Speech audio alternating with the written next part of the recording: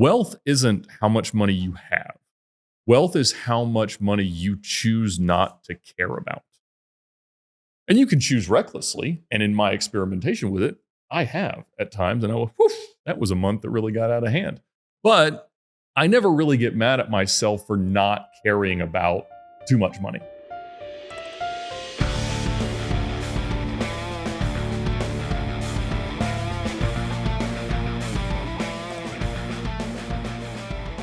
Welcome to another episode of the Matthews Mentality Podcast. I'm your host, Kyle Matthews, and today we have a guest who embodies speed, innovation, and a passion for the automotive world, Ed Bolian. Ed is an American auto enthusiast, entrepreneur, and YouTube personality, best known for breaking the legendary Cannonball Run record in 2013, completing the New York to LA drive in an astonishing 28 hours and 50 minutes. I don't even know how that's possible, but you're going to explain how. Ed's impact on the car community did not stop there. He's the founder of VINwiki, a revolutionary car history sharing platform, and the mastermind behind its wildly popular YouTube channel. I am personally someone who's watched some of those videos where car lovers from around the world share their most unbelievable automotive stories. From his days running an exotic car rental business to his time as Lamborghini and McLaren sales director at Motor Cars of Georgia, Ed's career has been fueled by fast cars, bold moves, and pushing limits. With over 1 million subscribers tuning in, I think it's now 2.1, I checked the other day. We're chugging along. Yeah, this bio is old. Come on. 2.1 million subscribers. Man, that's so much. Tuning into VINwiki for insights, records, and the untold tales of the road. Ed has built a brand that's changed the way people interact with car history and storytelling. Ed, welcome to the Matthews Mentality Podcast. Well, thank you. Thank you for having me. That was quite a bio. I appreciate whoever came up with that. I think we pulled it from your website, right? Oh, when Allison, we pulled it from the website. You got to update that.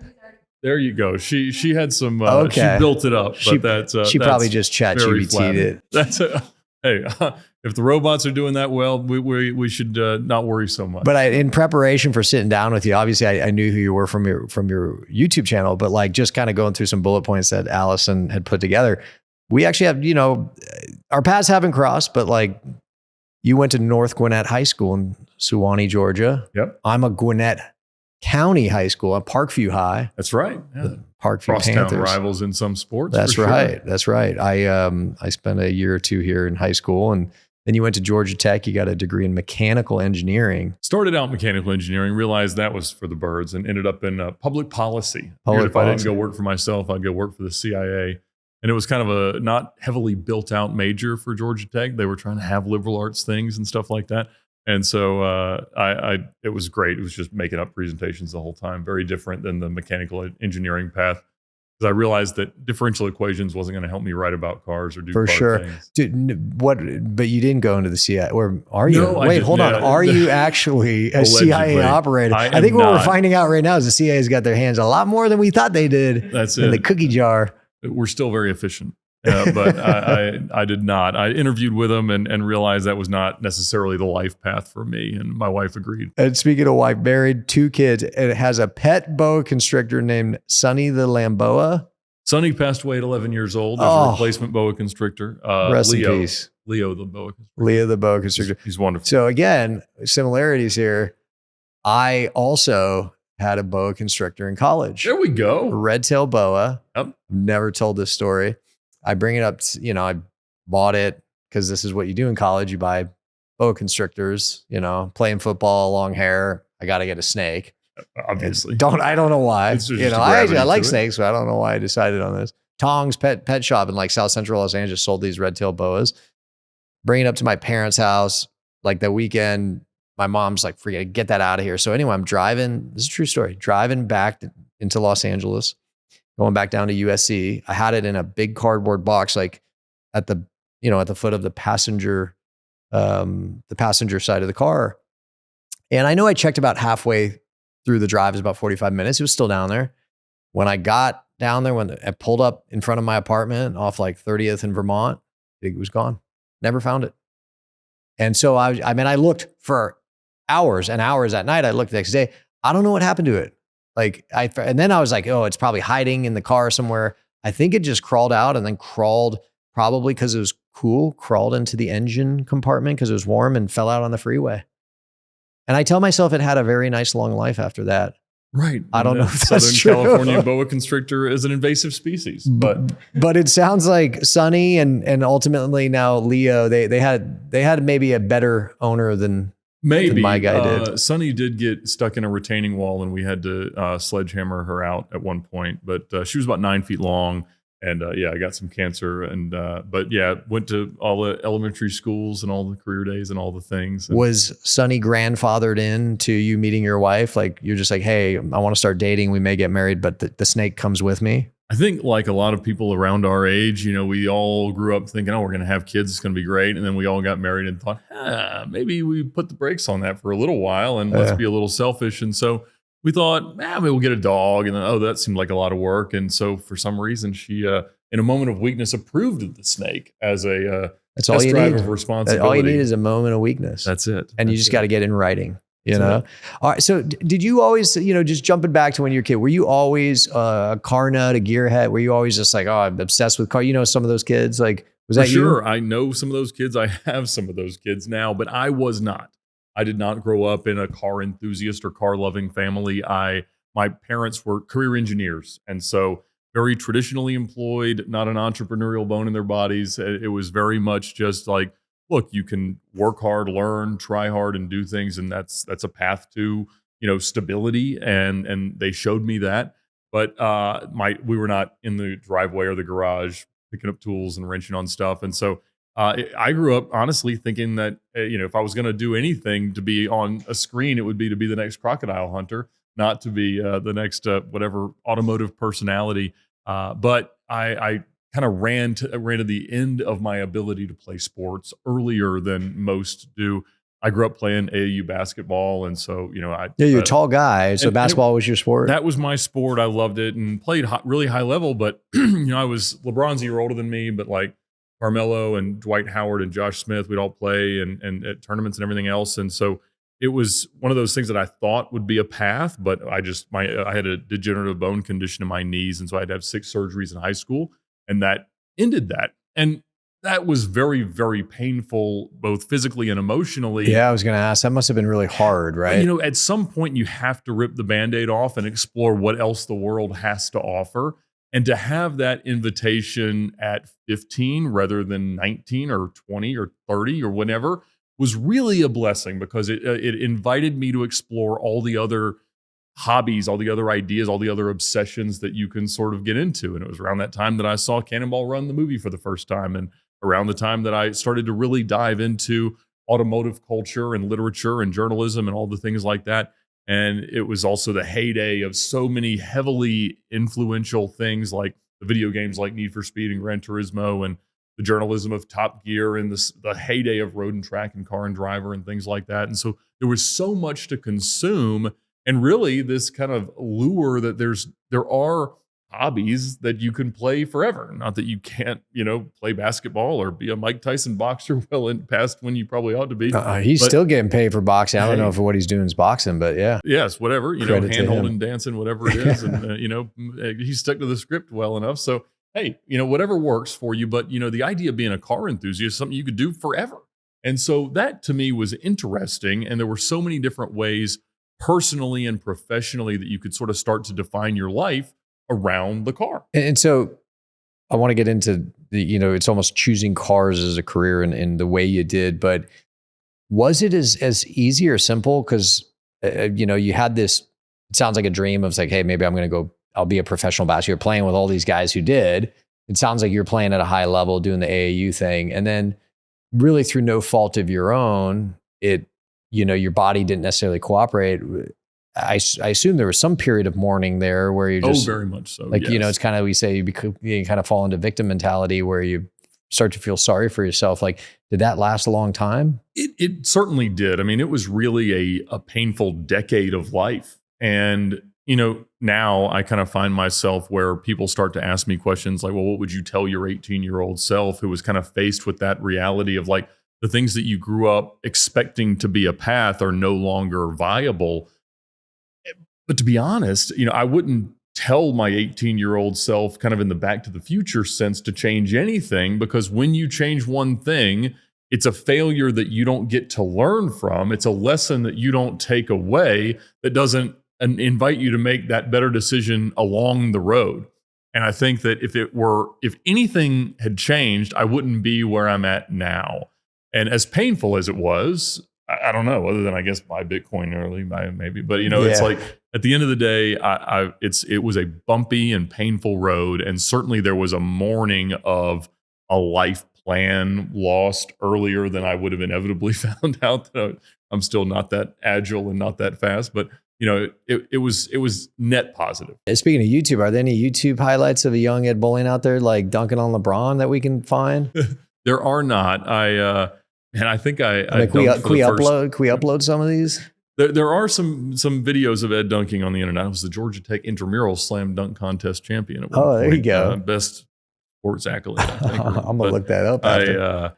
No, not really. No crazy early YouTube days. So what was the process for you to pivot from like, hey, I'm doing this basketball thing to I'm going to, I guess, be an entrepreneur, and ultimately what led you down to, in many ways, committing to this car path? I think I'd gotten so into consuming automotive journalism, and I was reading all these articles about 0 to 60 times. And it was still all print back then, right? Oh, absolutely. Yeah. This was the very, very early days of the internet. Maybe a little bit of LimeWire and Kazaa video downloads at like, I don't know, 8 pixels wide.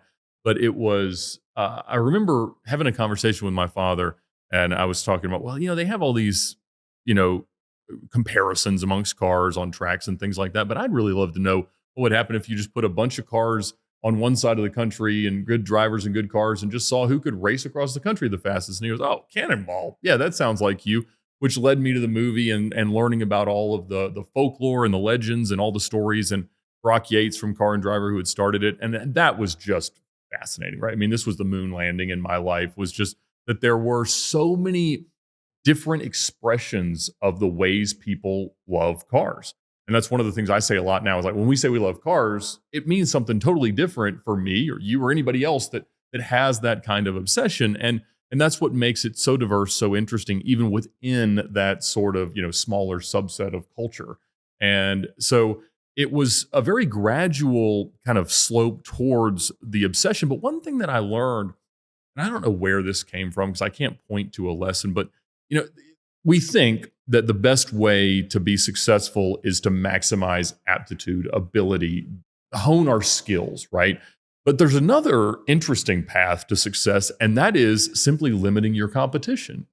And I knew that if I was trying to do something that was more off the beaten path, something more obscure, that I was competing against fewer people, and therefore I had a higher chance of success. You want to go play football, there's hundreds of thousands of people your age trying. Yeah, and some of them are actually much better. Yeah. You want to go be an Australian break dancer, there's only one, apparently, that even attempted it. Debatable if we'd call that break dancing. But she did, and she got to. And so there's something there that I realized that, if you... A big fish in a small pond concept. Yeah, exactly. Yeah. And so I kind of saw that in the exotic car world now 30 years ago, trying to figure out, what would that look like as a life path? Because it was really uncharted. So you really did identify, I mean, you clearly had this enthusiasm for cars, and you spoke about Cannonball Run kind of being your moon landing moment, but it sounds like at a young age, what were you, roughly 20-ish?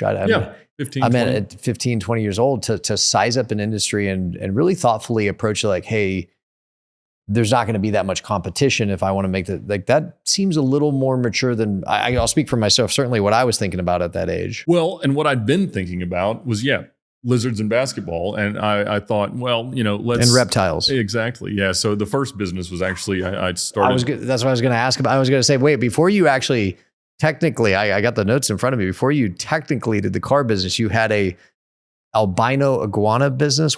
Tell us about this. I did. I convinced my parents that, as a first entrepreneurial exercise, it would be a good idea to try to breed albino iguanas in our basement. And so we had 36 6-foot-long lizards down there. Your parents must love you very much. They very much do. Very supportive. Very supportive, and probably didn't say no enough. And that has invited some very good and occasionally bad things in my life. But it's Yes, it was a very interesting childhood of different form of agriculture in North Georgia. Yeah, you must have really loved the crocodile hunting because, like you said, Steve Irwin, boa constrictors, That's right. iguanas, like that's just Stay your away thing. from stingrays, all of it. Yeah, Yeah, that's I it. know, for real, huh?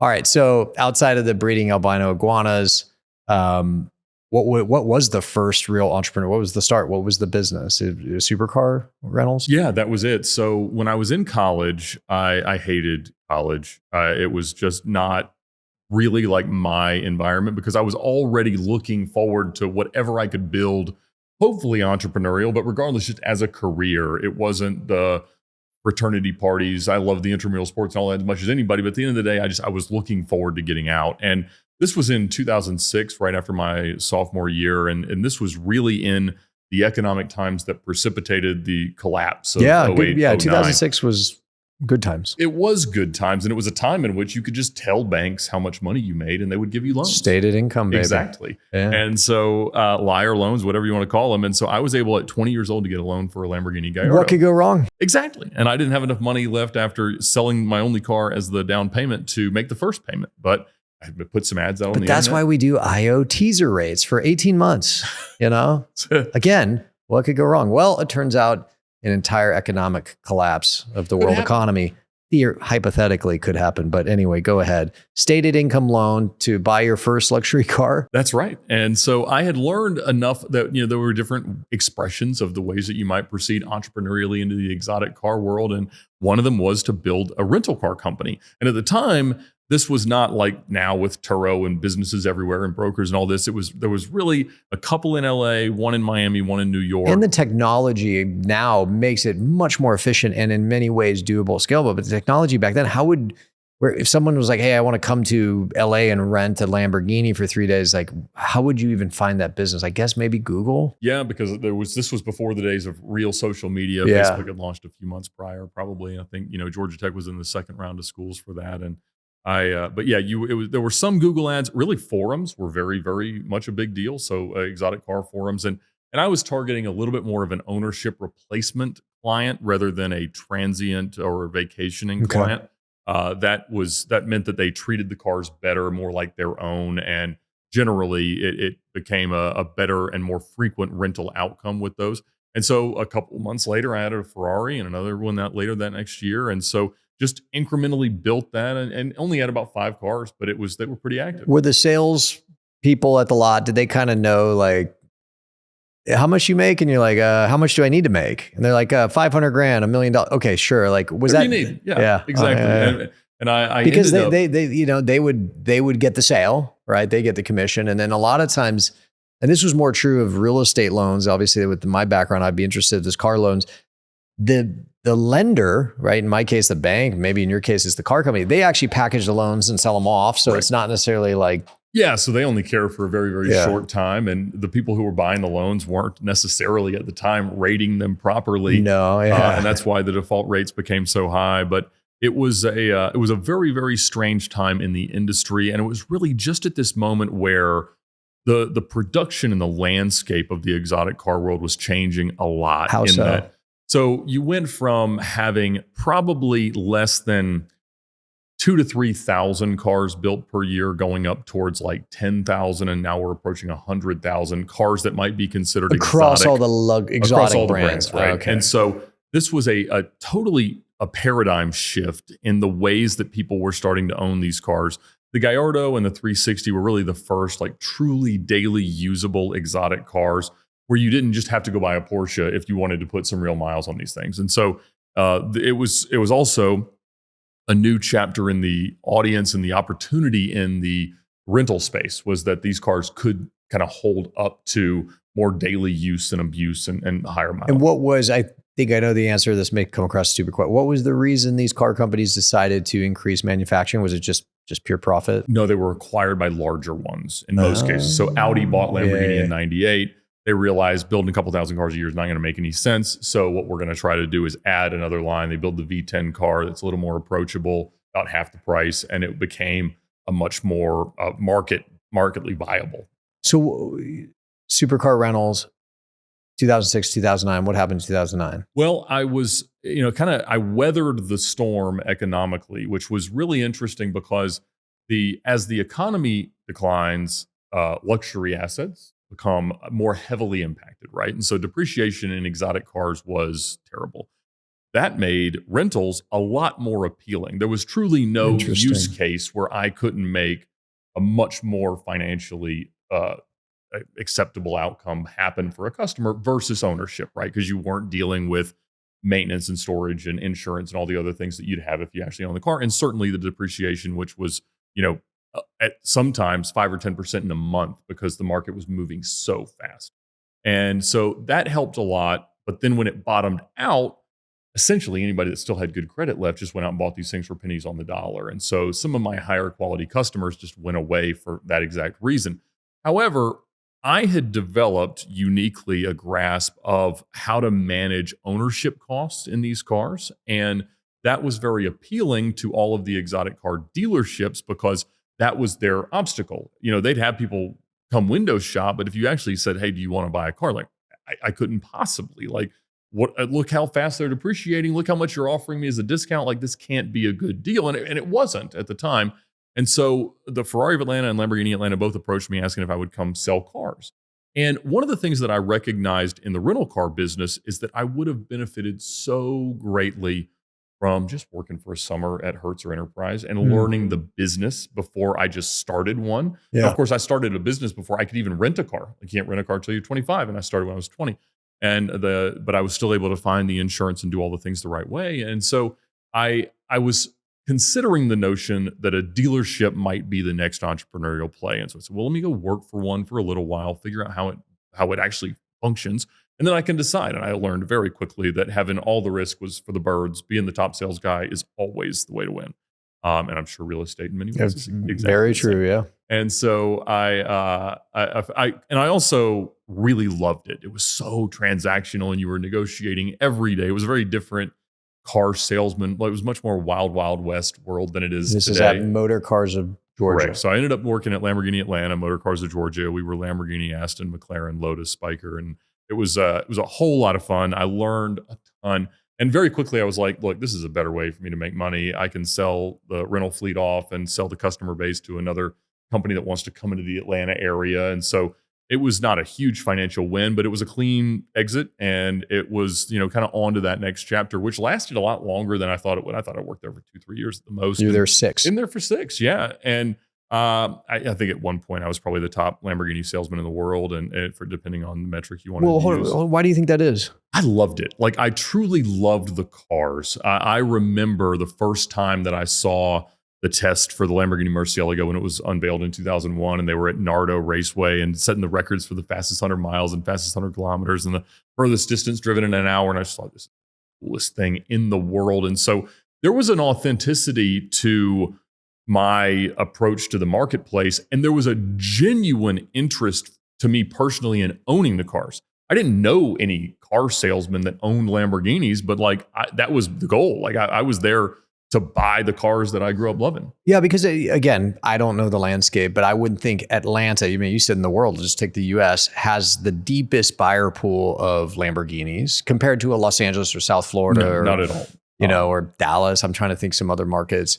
But if you're the top person, then something has to be going on. And it sounds like for you attribute that to like really your belief in what you were selling. And I sold cars the way I wanted to be sold cars. I wanted to find the heavily depreciated car that was going to result in the lowest ownership cost. I wanted to find the one that would be the most liquid whenever I fell out of love with it and wanted to go on to the next thing.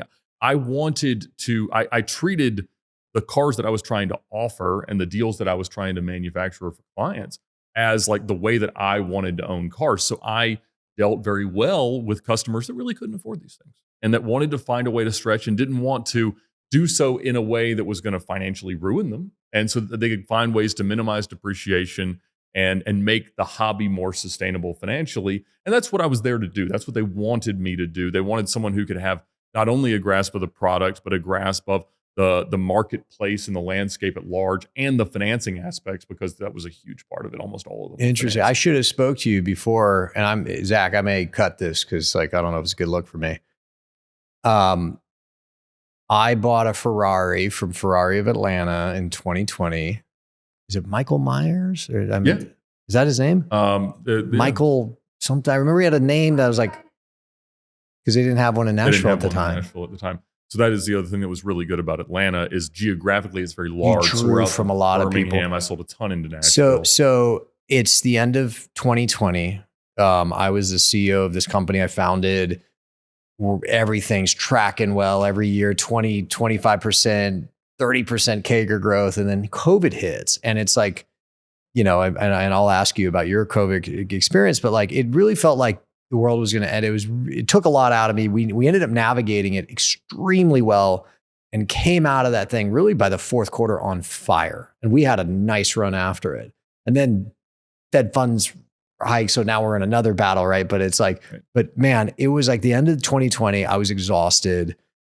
I've been a very, very frugal person my entire life, especially with cars. It's a joke. My cars that I've had, like I've had them for decades. I pay them off. I'd never buy a nice car. Even when I buy one, I usually buy it used. Cause like, it's kind of like you're 3 years into the depreciation curve, which like from a value standpoint is like 60% of the depreciation, but the actual car useful life is only 30. So I'm like, okay, that's where to get it. And I just had this, I was sitting, I had a couple glasses of wine, like around Christmas time. I said, you know what? I deserve something nice. Like I owe it to myself. Like, and I said, I'm going to buy a Ferrari. Zach, have I ever told you this? Yeah, I'm going to buy a Ferrari. Treat yourself. Treat myself. I sold myself on this. And the gentleman at the Ferrari dealership in Atlanta, he was lovely, but so I go and I put a down payment, let's call it $200,000 on an SF90 Spider, the brand new kind of like hybrid, designed it. I have photo, most beautiful car. And I'll tell you the story. So this is December 2020. And they were like, hey, like it's COVID, Italy, production delays. I mean, it could take maybe north of a year. And I said, I understand that. So, 2021 kind of goes by, and by the end of 21, I reach out like, hey, what's going on? They're like, sorry, production delays. Like, it's going to be summer of 22, and summer of 22 comes like, hey, what's going on? They're like, it's the Delta and it's the Omicron, and they shut down the factory, and it's going to be another 6 months. Now it's the end of 22. And then somewhere in there was a ship that went down that had like 6,000 luxury cars in it. Do you remember this? There was like a Costa Concordia. Yeah, it like went down with like it was like billions of cars on it. And they're like, that's going to delay. And so it was about 2 to 2.5 years from the time I bought it. I still had no date. I didn't even have like, hey, here's your production number. And I called. I said, just send me my wire back. And I walked away. I walked away from my impulse purchase, which, looking back, like it would have been a really bad purchase for me because I really wouldn't be able to drive it. First of all, I live in the country, so the roads are, and then like, what am I going to do? Drive up to my kid's school with like a Ferrari? Like it's not I'm not the person to ask about the acceptability of that arrangement, but I understand the concern. Someone posted a picture or they sent it to my wife of my 4-year-old dressed as an astronaut standing with the door open on the Lamborghini Diablo in the carpool line. But again, it's your business. It's totally understandable. There you go. Me, I'm like the guy who shows up. And again, my kids go to a very blue, middle class, wonderful little school. It's not like, I think about LA. It's like, oh yeah, just get in line. There's a bunch of Ferraris here. But anyway, I thought that like looking back, it's a pretty crazy story. It's like I go and I impulse purchase a Ferrari and I can't get it. So eventually I pulled the plug on it. Well, and it's one of those things where there are plenty of times where buying a new Ferrari can be a reasonably wise financial decision.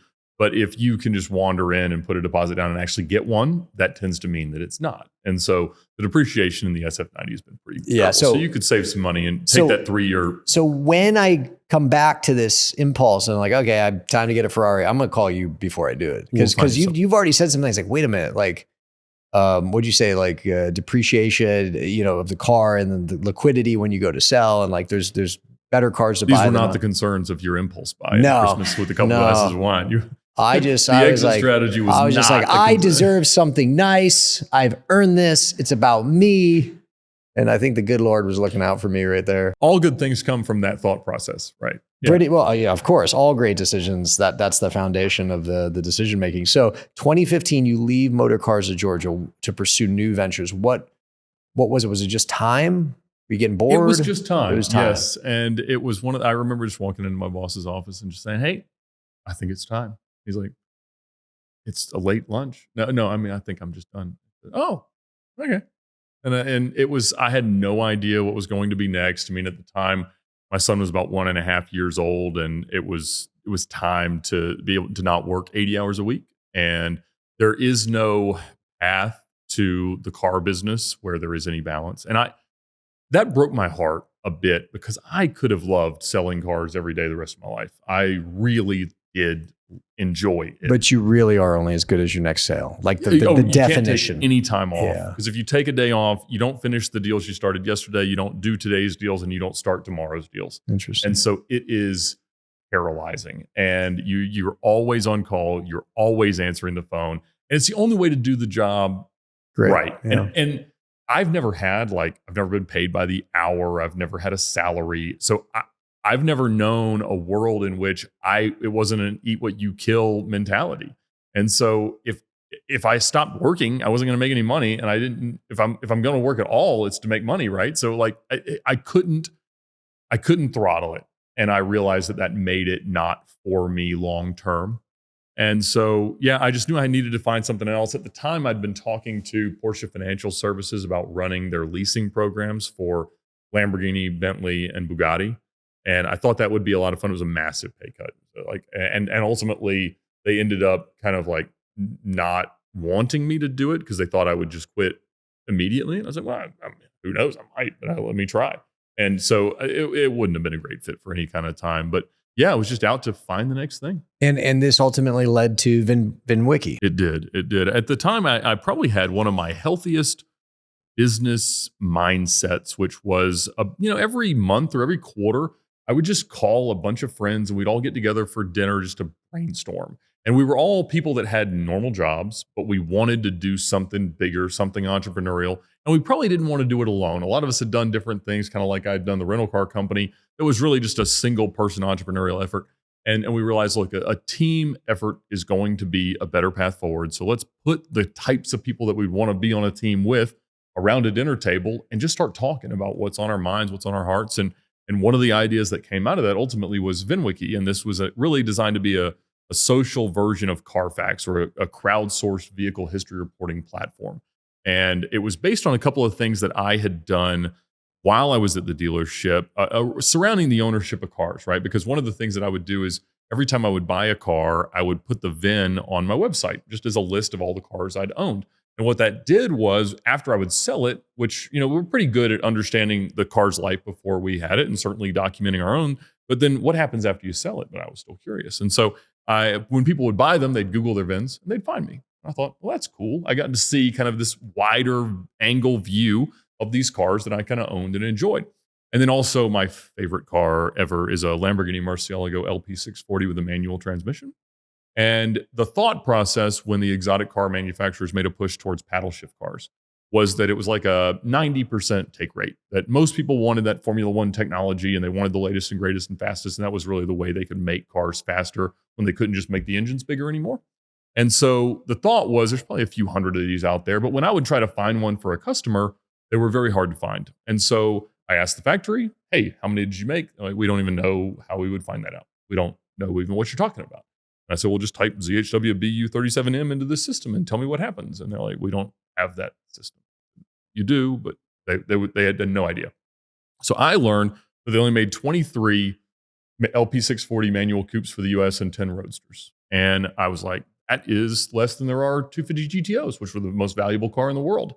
And so it was like, there was one moment where I was the only person on earth that knew that about my favorite car. And because I had now a decade of exotic car financing experience with the rental car company, you got to get your hands on one, I said, I am going to buy the nicest one that exists. And so I did that. No money down, 12-year car loan, as wise as you could possibly be. Okay, time out. So what car was this again? Because you said it super fast and I kind of sat there like, I think I got to pretend like I know what he said, but I heard Lamborghini. Right. So Lamborghini made at that time a V10 car and a V12 car. Okay. So the Murcielago was the car that came after the Diablo, after the Countach, after the Miura. And it was the big vertical doors, crazy howling, naturally aspirated V12 What car. year So they made them from 2001 to 2010. They made Okay. 4,099. They said they actually made about 3,935. And the kind of the second generation of it from 2007 to 2010 was the LP640. So slightly improved the way they just tweak these cars because they can't afford to And they reinvent only them. made 23 and 10 versions of that with a manual transmission. The rest were paddle shift. So almost all of them were paddle shift cars. And I liked a manual car because it was a little more reliable. It was a lot more engaging. was sticks in the middle. Exactly. Yep. And so I thought that was the best car ever made. And I remember the first time I drove one, I was like, yep, that's it. That's as good as things ever get. I've got to have one. And so I got a loan for one. Do you mind if I ask the economics? What did you buy it for at the time? So I bought it for $215,000. And this was And this was in 2014. Okay. And you got 100 and how many percent? 144-month loan. 144 month 12 loan. years back then. And so that comes about 1%. So I had like a $2,500 a month car payment, which was a pain point after I quit my job spontaneously. Yeah. But to be honest, it really created this almost existential crisis because, again, I went to work to be able to buy these cars and I had one. And I mean, shelter and food is for the birds, right? I mean, I had my car. Why do I have to go to work again? And it turns out to make the payment. But it was really hard for me to find the same level of motivation once that happened. But then, of course, the thing is, well, wouldn't it be nice if there was a title in a drawer somewhere? But I was 12 years away from paying it off. But I was the only person on earth that knew how rare it was. And so I started to put that out there on the internet. And auction companies started to reference edbolian.com as why we know these things are rare. And the values just, they skyrocketed very, very quickly. And so about a year and a half later, I sold the car for $350,000. But I only did that because I had found the worst one on earth. And it was a car that had been fraudulently reported stolen in Toronto after it had been crashed by a drunk 15-year-old who was working for the father of the girl he'd just gotten pregnant, who was a car dealer, but he wasn't really a car dealer. He was a drug dealer. And this car dealership, they would just buy these cheap cars, cut holes in the frames, stuff drugs in, and sell them in these Canadian wholesale auctions into the US. They'd buy the cars, they'd get the drugs, and it was the way that they would get them across the border. And he really wasn't even a drug dealer by choice. He was a terrorist. He got kicked out of Iran for blowing up bazaars. And so they had taken the car out, they'd crashed it, they just took the plate off, reported it stolen. And the car had been, the insurance did not pay for it, obviously. They shipped it to Lebanon. They fixed it there. It came in through a defense contractor through Texas. I bought it from a guy in Las Vegas and for $120,000. But it was exactly the same car, just with the worst history imaginable, which was fine because it still ran and drove. And in car guy math, if I make $135,000 on one car and then I buy the same thing for $120,000, that is free. And so I had my dream Lamborghini for free. And I didn't have a loan. And so no more $2,500 a month. No, I just had the thing. And so I drove it all the time. I drove it for, I guess, I don't know, 2-3 years. Somebody offered me a stupid amount of money for it. I found a slightly nicer one that didn't have such a terrible history. And I still have that one today. And it's the highest mileage one in the world. Wow. So is this like your daily driver? Or pretty much, yeah. I drive it more than anything else. I also, as they started to go up, I also bought a Roadster version, the one that has the roof that's off. And so I've got that too. That's fascinating. And this was around this time that you're meeting with your friends saying, hey, like, what are the business opportunities? What could we do together? Again, these are my words, so tell me if I'm wrong. And that ultimately led to VINwiki. Was that like a light bulb moment where you're at this table with your buddies and you're like, hey guys, I have an idea, here's what it is? Or was it something that evolved more organic? There were so many fun ideas that came and in all sorts of industries, in tutoring and in everything, all sorts of stuff. But it wasn't a single light bulb moment. It was like, well, I could build the front end web and I could build the front end iOS and I could build the back end and I could help you sell it and we could help, map it all out here. And it was really just like, it was an idea from a development perspective, thinking of it as kind of a mobile app that none of us could do by ourselves. But collectively, we had all the resources at that table. And that was the light bulb. It wasn't the idea, it was the elements. And I think there are so many things like, as an early stage entrepreneur, you have this insecurity, like, I can't tell because they're going to steal it. And then you realize nobody else cares enough about your stupid idea that they're going to work for years and years and try to do it on their own. Like it's all about the execution. And so the light bulb was, we might have the execution beyond the idea In this room. It's like Transformers. Exactly. Yes. Yeah. Or Captain Planet. What do they call it when they all come together? Is that Optimus Prime? Don't worry about it. It's like Transformers. Or that Power Rangers mega thing where it's all the robots together. Yeah, all right. Is that what it is? Power Rangers? Megazord? Is that what it was called? Megazord. There we go. But you guys all came together and this led to VINwiki, yeah? It did. And like most, social media or entrepreneurs, you think, well, I'm just going to make this great thing. I'm going to put it out there in the app store and I'm going to tap that first domino and a butterfly is going to flap its wings in Kansas. Everybody's going to download it and their grandma's going to have it on their phone. Is that not what happens? No, it's not. Oh, it turns out that, the way that we saw these explosive viral growth companies, they were already at a critical mass of users. You said if Kim Kardashian can do it, I could do it, right? I mean, there's a lot of things I say that like. Turns out you have a different set of skills than she does. That's right. A different set of skills. See how I said skills there? Yeah, different. Assets.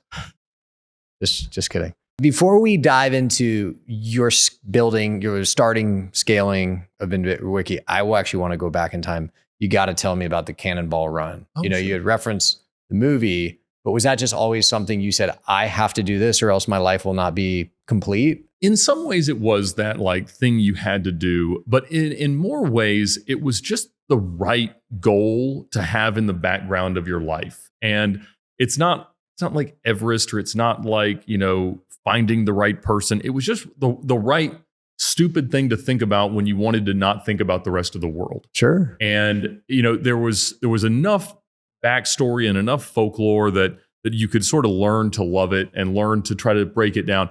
And it sounds like this huge daunting problem. But what I felt early on was that I could break this down into each of the elements and it could probably be something manageable. Find the right car, find the right route, find the right team, find the right set of gadgets, find the right ways to avoid detection by the people that don't want you to go so fast, and probably you can do it. I will say, as much as you, and some of this we talked offline, like I didn't want to be an engineer, like, I'm an entrepreneur. You approached it very, very much like an engineer would. I had to do a lot of engineering classes as I learned. I didn't want to keep doing it. And so, yes, it was a way that could sort of, be that engineering problem to solve while still being a celebration of what we love about cars. Sure. And certainly for me, it was at the time I was selling cars at Lamborghini Atlanta, and you want to find ways to brand yourself and to differentiate yourself. And this was long before like it was a thing to have like a social media page for your company. Yeah. But I learned that like I can sell cars off of Instagram posts and things like that. And this makes sense. And so it became the right challenge, partially because there was no real evidence of competition. So once again, I was like, I don't know if you actually have to be the best at it. You might be the only person trying. And I think that, there was a guy who had said it while I was in college, Alex Roy with Dave Maher, his co-driver, and they had done it in a BMW E39 M5 in 2006. And so seeing that happen was, just earth-shattering for me. I'm like, somebody else is thinking about this, because I had already, as a high school research project, called Brock Yates at the front desk of Car and Driver and been like, hey, tell me about being a journalist. And somebody had handed him the phone irresponsibly. And I, talked to Zeroff for a few minutes. But I said, one day I want to set the Cannonball record. And he's like, good luck, kid. But he was nice enough. And he actually. But ultimately you did. So what happened? You walk the audience through, like you have to start in New York, you end in LA. Is there a specific place you have to start? Is it? Yeah, so they ran a real Cannonball Run. It wasn't just a goofy Rat Pack movie with Burt Reynolds. It was a real race that Brock Yates and Steve Smith from Car and Driver organized in 1971, 72, 75, and 79. And so they ran it 4 times competitively. And the fastest time to come out of it was 32 hours and 51 minutes in 1979. And so it really didn't advance for a very, very long time. There was a kind of a spinoff event called the US Express that ran to 83. But generally, they went from the Red Ball parking garage in Manhattan on East 31st Street and finished at the Portofino Inn, or now it's called the Portofino Hotel and Marina in Redondo Beach. Sure. And so a cool place and an interesting kind of bookend points, because that's where they house the test fleet for Car and Driver at a parking garage there in Manhattan. And so you kind of realize, all right, this is a thing that you could probably do. And all you have to do is maybe get arrested. And at the end of the day, it's kind of like your whole resume in one word. Like, oh, Ed Bolian, the Cannonball guy? Like, how cool would that be? And so I was like, well, this would be a fun thing to, try and probably end badly. But, hey, I'm young enough to not probably shake it off eventually, right? Everybody else is broke and probably in jail. And So you drove 28 hours, 50 minutes at an average speed of 98 miles an hour. yeah, so we did it in a 2004 Mercedes CL55 AMG. I spent every dollar I had and everything the credit cards would max out to. And we had 3 radar detectors and 2 laser jammers and 4 GPS systems and an ambulance traffic light changer and a police scanner, a CV radio, and high-powered binoculars and all the things. And yeah, me and a friend that I'd sold some cars to and a guy who didn't really know what we were doing was the navigator. And we just... all right, so I understand the radar detector.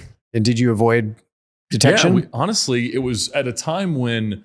This was October of 2013, and gas prices were really, really high, and speed limiters were really just becoming widespread for semi-trucks. And so if you went out to try to drive really fast along a 4-lane, 2 lanes in each direction highway, the biggest obstacle will be trucks passing trucks. Yeah. And so that wasn't happening as often, and there wasn't as much vacation traffic simply because gas prices were high. And so it happened to be nearly the perfect time to do it. We would learn years later that when they shut the world down for a pandemic, that is in fact the best time to do it. Yeah. Because my record that had stood for years and years. Come on, there needs to be an asterisk. For like there's got to be an asterisk there. So yeah. Hold on, but okay, I understand the radar detection. I understand the radar jamming. Did you say you bought like police lights though? No, we had a police scanner and we had it's an IR pulsing light that ambulances use to change traffic lanes. Okay, so you were impersonating an ambulance to get people to... No, not impersonating. No judgment. I'm trying it's to... It's only illegal if you press the button. You know what? It's I got a cousin who plays for the Falcons. He's an offensive lineman, and it's only holding if you get caught. Right? That's true. It's only wrong if you get pulled over. We only theoretically sped as we average 98 miles an hour across the entire country. And so when did you know you were going to blow? I mean, with the record before was 32 hours. You must have known at some point that you were just going to smoke it. We realized early on that our averages were considerably higher than they needed to be, which to me meant I'm doing this wrong and I am about to get in a lot more trouble than anybody else was going to do.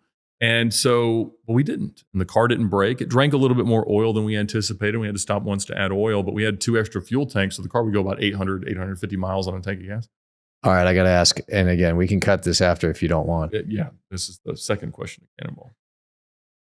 Do you pee in a cup? There you go. And so one of the things that we did that I actually... It's like Dumb and Dumber. Can you hold these? Just go, man. It's not that. No, we did relatively short driver shifts, like 2 to 3 hours. You're on the side of the road, pee for 60 seconds, and then get back in. So we had facilities on board, but none of them were used. Yeah, that is a perk of being the male driver. You just pull over, go back in. It's not a ladies' sport. All right, so VINwiki launches in February 2016. Yes. And you had kind of joked about, well, yeah, we just put the button, turn it on, it takes off, and everything takes care of itself. But that's not what happened. What did happen? And then ultimately walk us through how, you, through ingenuity, through effort, through sheer will and determination, you were able to really get that thing to take off in the way it did. So we tell all our friends, and they're all like, yeah, we'll download this app. And then they don't really understand how to use it. And they are too nice to tell us that they don't like it. And so we get like 5,000 registered users in the first year. And it is at no risk of virality or us going out and Silicon Valley style, raising money that we don't, avoiding revenue. We were nowhere near the problem of avoiding revenue. But it was one of those things where we're like, all right, I guess we're just going to have to go back and get regular jobs. And most of the guys that had done the development heavy lifting, I kind of just became the guy that sells it, which I guess I was doing the worst job. But we got to the point of like, all right, we're a year in, we cannot afford to go pass out the next 100,000 t-shirts to get people to download this app, which is the only way we've easily been able to make it happen, is go to car shows, pass out t-shirts as soon as we see the app on your phone. So we're like, well, we haven't done that much on YouTube. And I knew a few people that had car YouTube channels from being at the dealership and stuff like that. And Doug DeMuro, who became one of the biggest automotive YouTubers, he had written the first article about my Cannonball record because I'd known him since college. He went to Emory. And so I knew a bunch of them. And if they were ever in town, I'd let them drive my car and they would mention VINwiki and we might get like 30 downloads, which was a big day. And so I was like, well, we haven't done that much ourselves on YouTube. Why don't we do something? And so I just got a bunch of pizza and beer, called a bunch of friends and said, hey, come sit in this chair and tell car stories. And a buddy from church was going to edit them and shoot the videos. And so we shot 25 videos the first day. And my thought was not that we would start a YouTube channel. My thought was that I would edit them and package them, and I would give them to one of these friends that had an existing audience. They would run it as like extra content, and I would get downloads. Like, this made sense to me. Oddly, all of them said no. I knew probably a dozen of the top car content creators at the time. That's probably all there really were. And they were all like, no, people subscribe to see us. They don't want to see some random dude show up every day and tell a car story about a car they probably don't like. Well, they might. Well, what if we tried? No. And so we just said, all right, I guess we'll make the VINwiki channel and release it there. And I had told the guy from church, I was like, look, if these get like 2,000 views each, let's say we got 100,000 total views, maybe we should do some more. Well, they immediately started to really take off. And I don't know why. It was really good timing. Maybe it wasn't that we were so smart or knew what we were doing, or like that they were edited right. They just did well. And so they got almost 1 million views for those. And he saw at the time, this is about to become somebody's full-time job. And that was not what he was there for. He did like proper film work. And he's like, I'm out.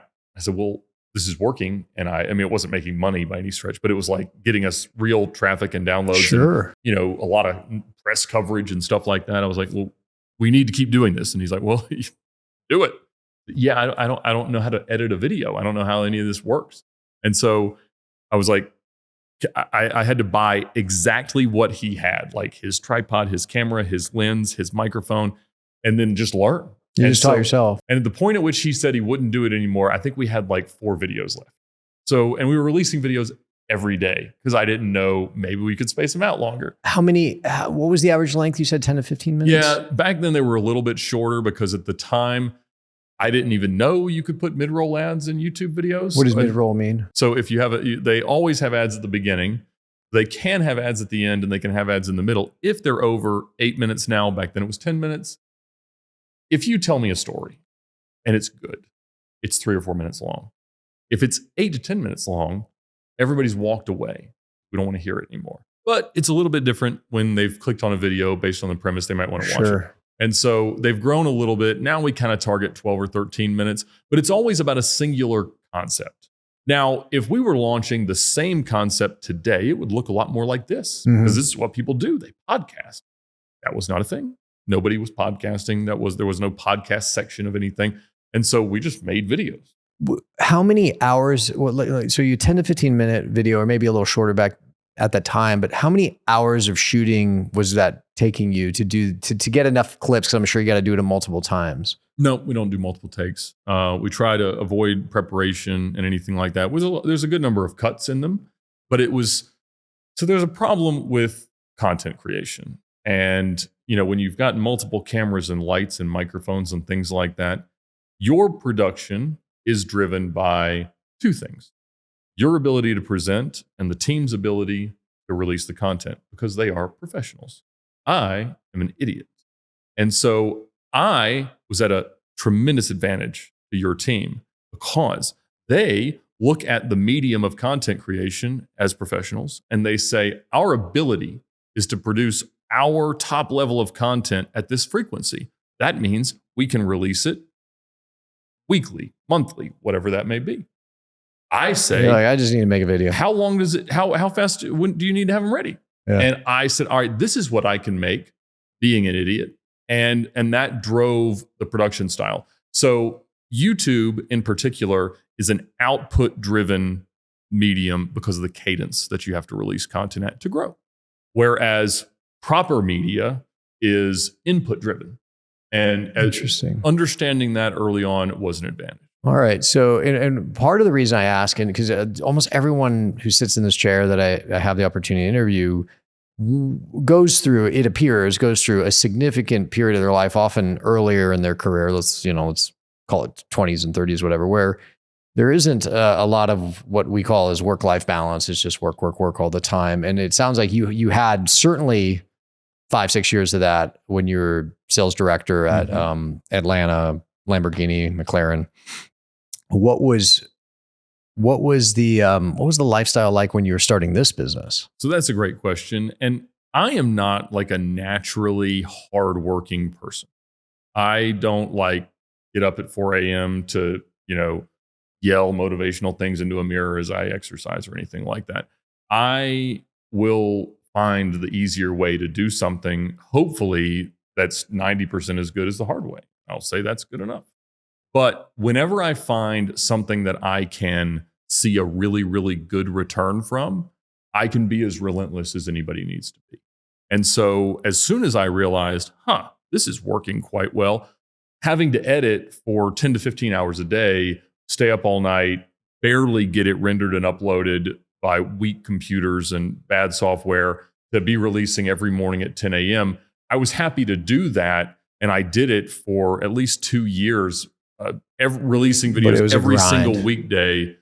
And I loved that. I loved because I found like a string to pull, right? And so finding a way that to kind of leverage an opportunity and the skills that I could build to that type of success wasn't a challenge, but I'm not naturally out there looking to like sleep 3 hours a night. Is it true what they say? Always a great way to start. Is it true what they say? That if you find something you love to do, you'll never work a day in your life. When you're working 10, 15 hours a day, uploading videos about cars, though, about something that you clearly love, did it feel like work? Was it a grind, or was it was exhausting, but you maintain your enthusiasm, your passion, as they say, the whole time? So like you, I went to a lot of career days as a child hearing that exact advice. And so I went pro in my hobbies the whole time. And so I have only had jobs that I love. And yes, it is easier to grind really, really hard, but it changes your perspective on your hobbies. And so when I had the rental car company, I'm a 20-year-old with a Lamborghini. What was way worse than being a 20-year-old with a Lamborghini is being a 21-year-old with a Lamborghini that knows it costs $5.72 every mile you drive it. It becomes a business. And then I'm like, oh, wait a minute. Dinner is 8 miles away. The car is more than dinner. Maybe I shouldn't do that because I also don't have money for either of these things. And that was a real hard thing for me to shake. And it wasn't until I bought like my first like really terrible example of a really cool car while I was at Lamborghini Atlanta. I bought a really rough Gallardo from a local prostitute and who couldn't pay her service bill. And that, as you do, takes all shapes and sizes. It was a unique shape. And so I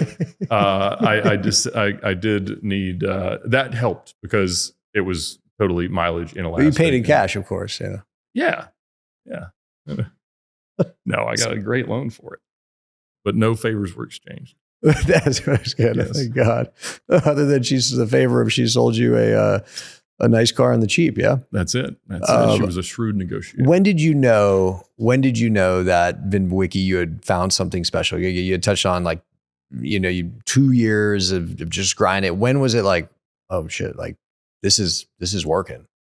What was that Almost moment? Immediately, it seemed like it was working in that it translated to downloads of the app, which, now we've got over 500,000 users in the app, and it's the largest free database of automotive information available to the public. It's still free. I haven't made money off of it because I got distracted by this YouTube business, which is great. But I knew pretty early on this is worthwhile. And I remember probably, 5-6 months in, I remember the first day I made $100 on YouTube, which is a substitute teacher salary. And I was like, I have a job again.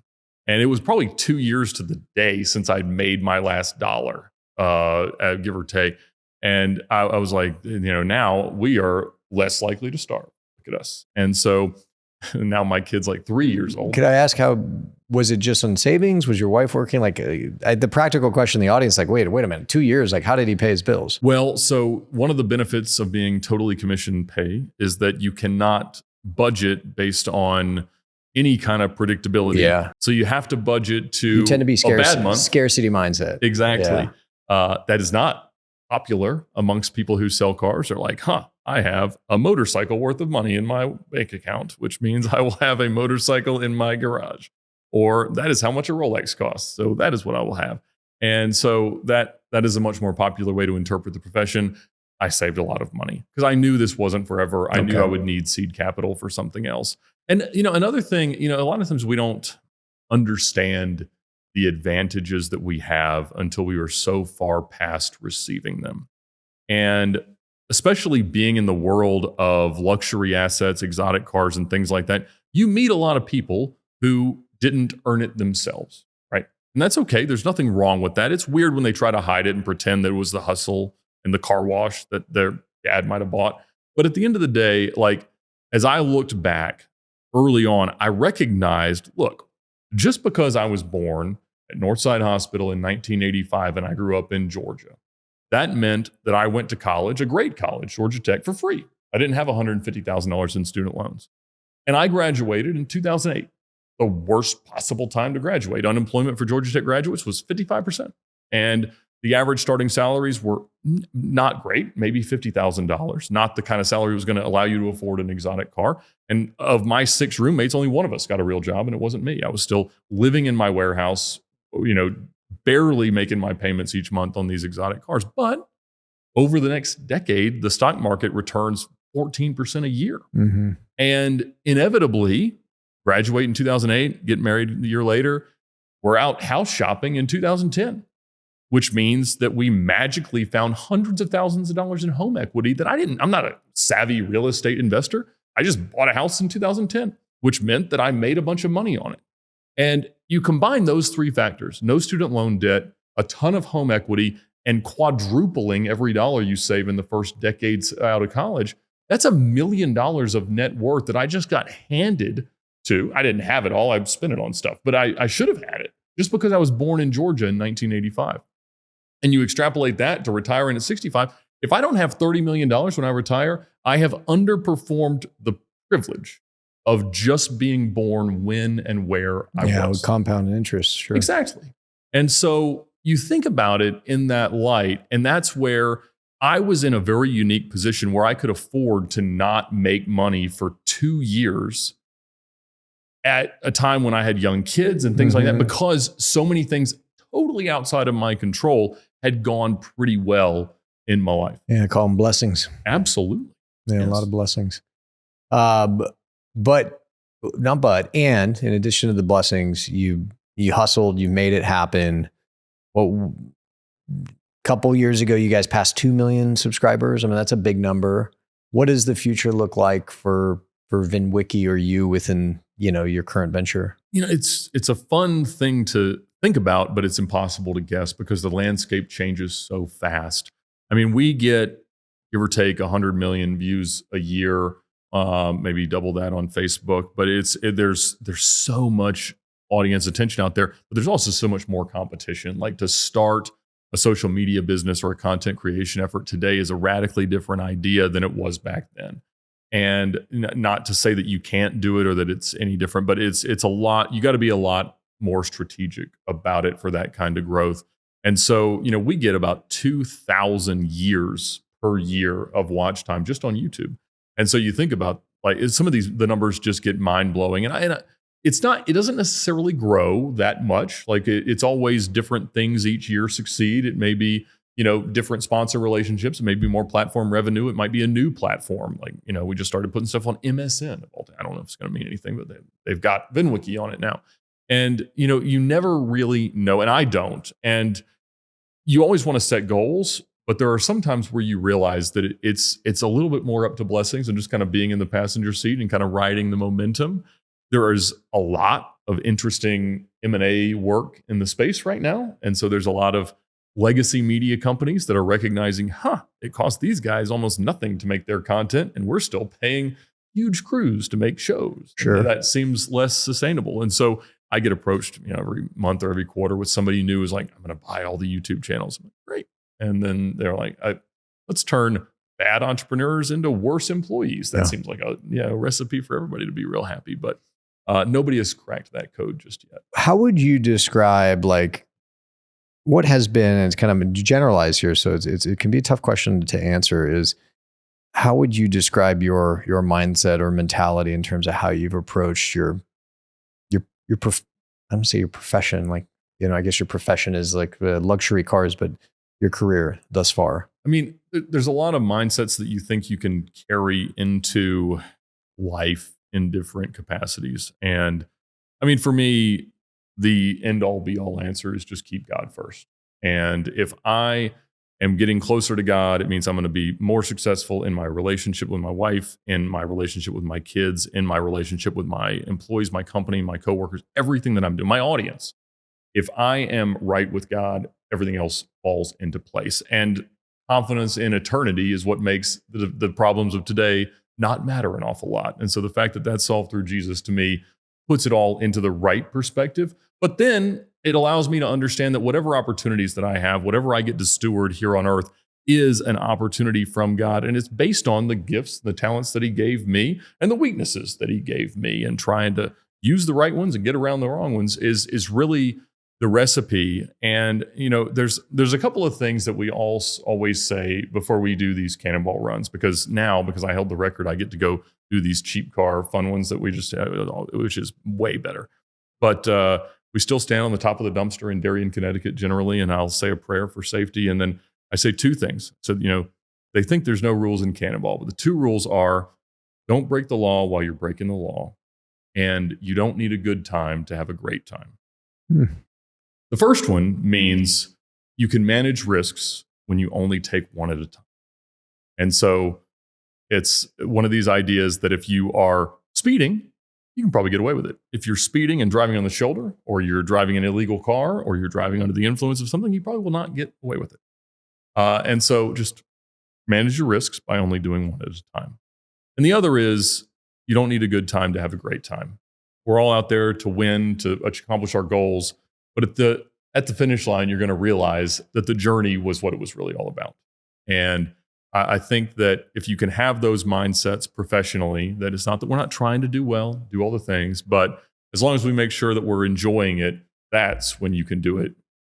Yeah, we touch on this often in these conversations, is this theme of destinations are super important, but it's the journey that not only is most important, but many times most people miss the most. Sure. Yeah. A question I wanted to ask you coming into this interview: you've sold hundreds, probably thousands of luxury cars. And on average, my guess is someone buying a exotic luxury car is a highly successful guy or gal. Like, was there a common characteristic or trait that you saw? And again, sometimes people were buying them and they weren't as successful as maybe the car would suggest. But sure, on average, did you ever notice any themes with these buyers of Lamborghinis and McLarens and Ferraris? I saw a lot of things that were positive and a lot of things that were negative. I saw that, generally, like your story, they're in many ways a trophy of the successes that we've had in life. That was a little bit more common than, I love driving, I love what I'm going to use this car for, I have this vision of me driving this car across the country, versus I just want to stare at it in my garage and know that I have it. And both are entirely valid reasons to have something and enjoy it. But at the same time, I tried to gravitate towards the people that were using them a bit more and were going to put miles on them and enjoy them, because whatever it costs, it's a lot better when it's divided by more miles. But I saw that, the incidence of, and this is amongst wealthy people in general, of children that misbehave was much higher. The incidence of divorce was much higher. And that was troublesome. And I was really having a hard time wrapping my head around that, because I'm like, well, I just want to play with these cars. Does that mean that I am accepting these pathologies, that these risks are coming into play?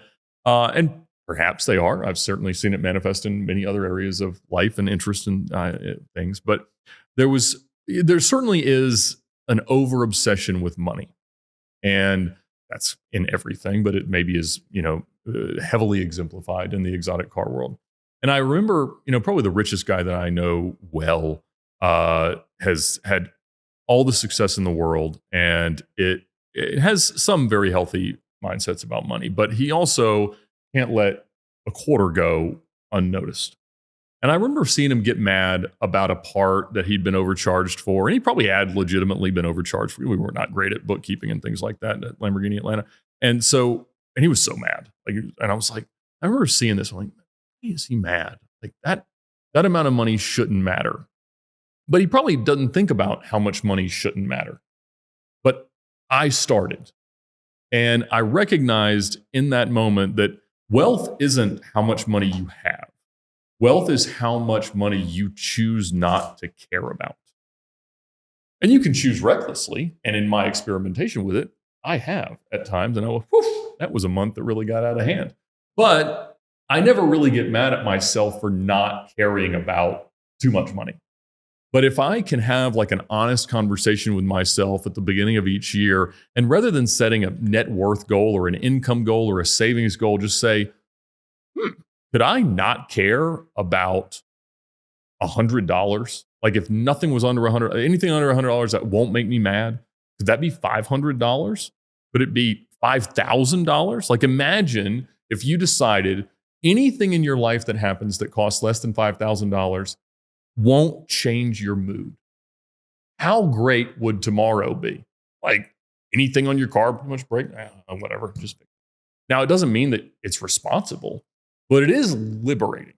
And so having that mentality about money has helped me a lot. And I certainly saw it there. And that threshold of anything below this number, there's probably correlations to, in theory, your net worth. Like it's easier to say, I don't care about $5,000 if you have $5 billion than if you only have $5,000.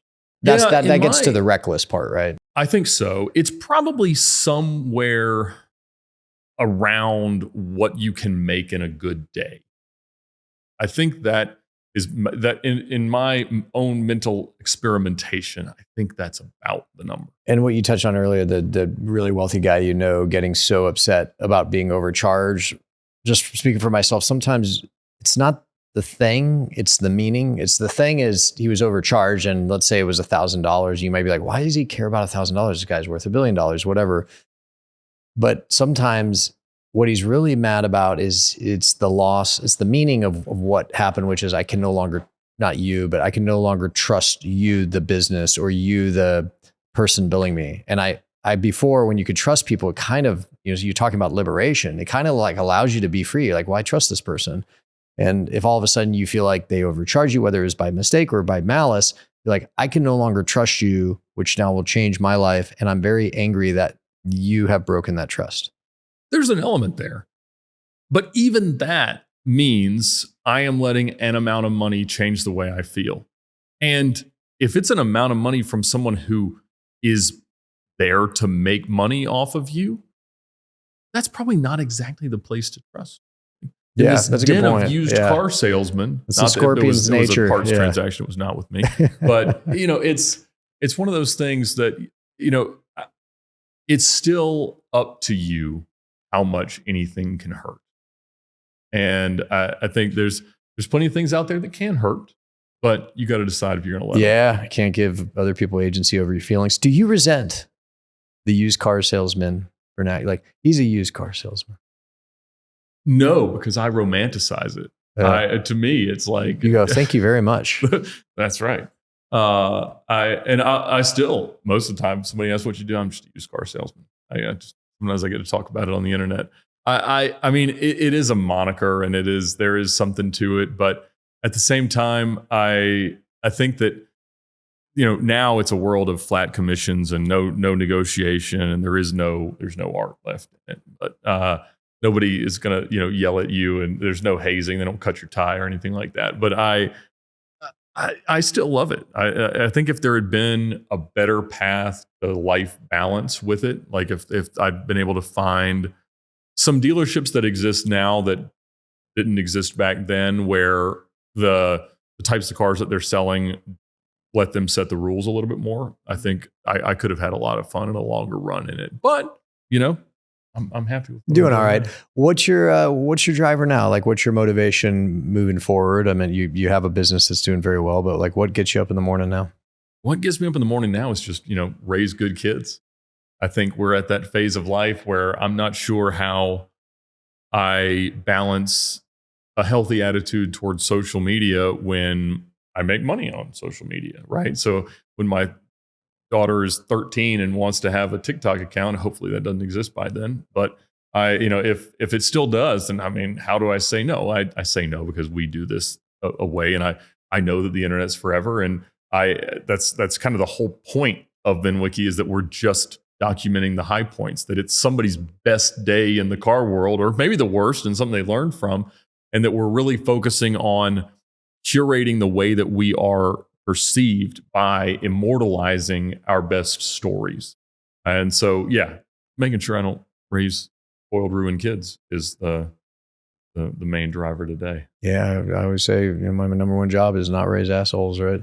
That's I always say, it's like you could have all the money in the world, but if your kids are assholes, you're not going to be happy. You could have no money in the world, but if your kids are grounded, disciplined, good people, you can be happy, And I think that one of the greatest things about my business in the VINwiki content creation idea is that it is one of the few things where it's a win for everyone. The storytellers that come out of their way to tell their best stories that would just be talking across a bar somewhere, but they can get in front of millions of people in doing it.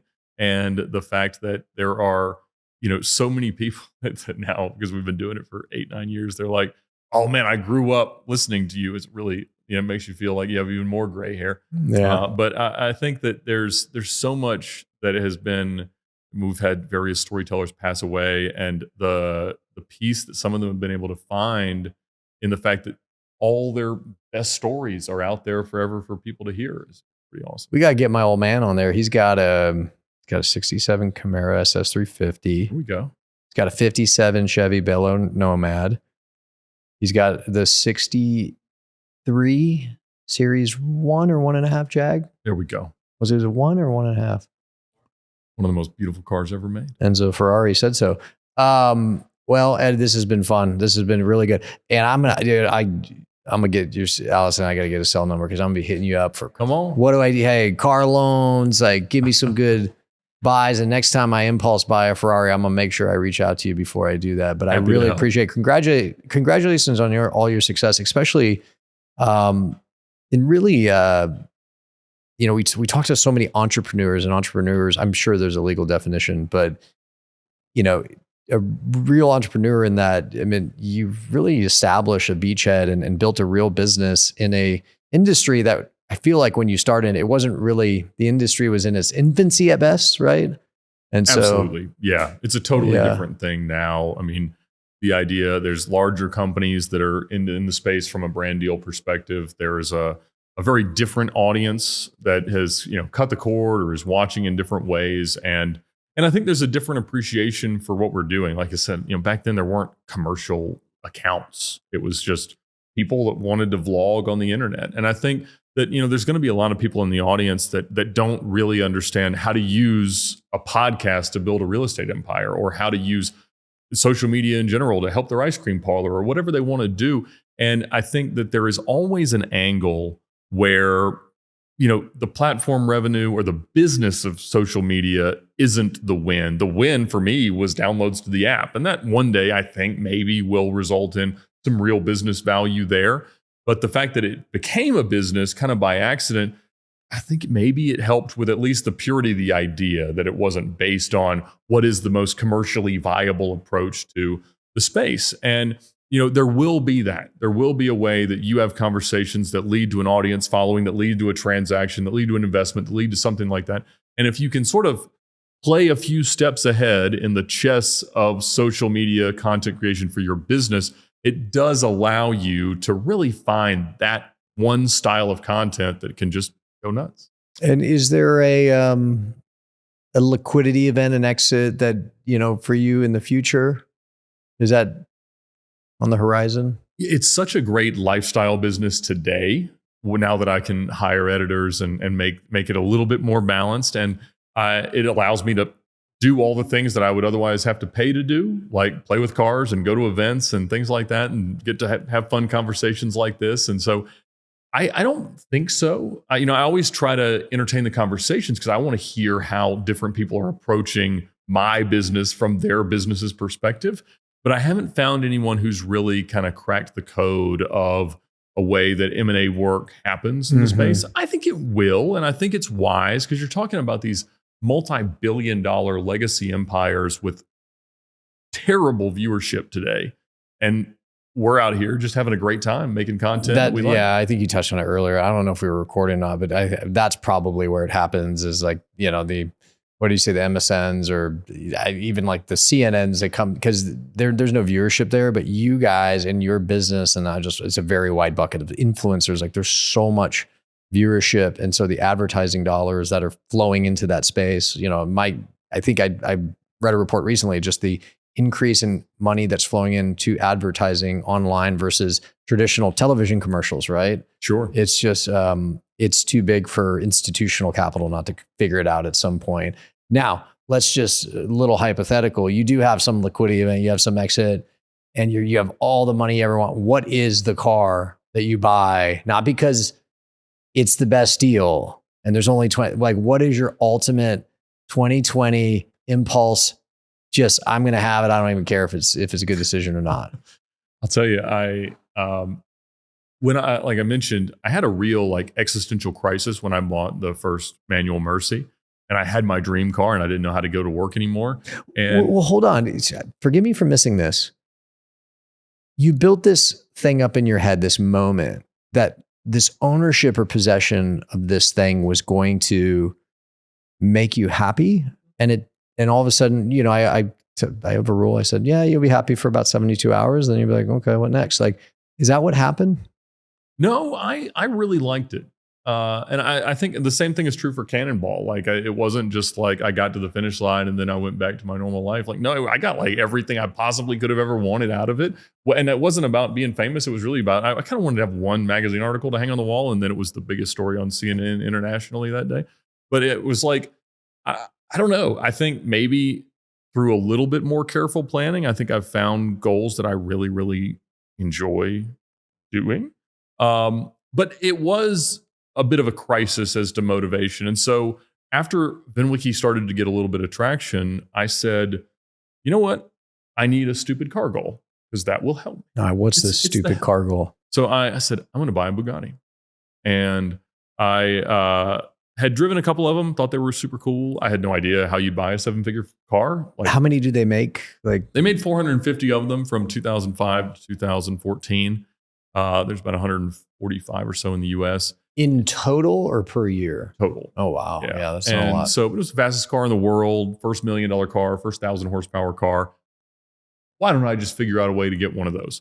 And through some more creative financing, last year I did. I bought one that was originally the Frankfurt Motor Show car, and then Birdman of Cash Money Records bought it. He gave it to Justin Bieber. I was going to say, I mostly know Bugattis through hip hop songs. Birdman specifically.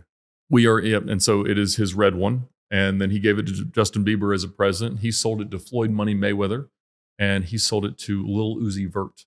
I did not know who that was. I've had to learn a little bit. I have a 14-year-old son. I just know because it's on my Spotify playlist. But every time I see the name, I said, I'm not listening to this. That's probably the right approach. Yeah. But he had good taste in cars for a little bit. And so I bought it, and I love it. It's a 2012 Veyron Grand Sport, and I put about 3,000 miles on it in the last few months, and I am loving it. And so, if I guess I had all the money in the world, I'd pay it off. That'd be a thing. Yeah. But Zach, make sure we throw a picture of this car up on the video. That sounds good. But yeah, I guess the next one's a McLaren F1, but that's $20 million. So. 20 million? Yeah, we're gonna need to work real hard. You got to pump out some more videos. Your rookie numbers in this racket. You got to pump those numbers up. That's right. But I don't think I want to be rich enough to have a $20 million car. Yeah, it comes with a whole another set of problems. Hangers Although on. I think I would only have to have $21 million. You'll be like Birdman. You'll be walking places with like 15 friends trying to get at you. That's right. All right. So again, congratulations. One last question. Your kids got any of that basketball skill in them? They're doing all right. My 10-year-old son is more into baseball right now, so he's very good at that. But I feel like I didn't really get good at basketball till a little bit older. There's a lot of rules to not break at the same time. Watching their games, it's just constantly like, don't hit him, don't hit him, don't hit him, and don't double dribble and walk. So it's a tougher game, but he's having a good time. Well, congratulations on all your success. I'm excited. I did teach him to drive a stick this weekend. Oh yeah? Yeah, he did a great job. Yeah, I got a 69 Camaro 396 that I drive stick. Usually 2-3 times a month. It depends on the weather. I'd say if there's water on the ground, I try not to drive it just because I don't want to kick it up and causing rust problems. So more of a muscle car guy. You're like an exotic guy. It's better when they're more aluminum. But no, we don't worry about any of that. Appreciate you coming on, and congrats on everything. Thanks for having me. This was a blast. Oh, this is fun. Thank you. Absolutely.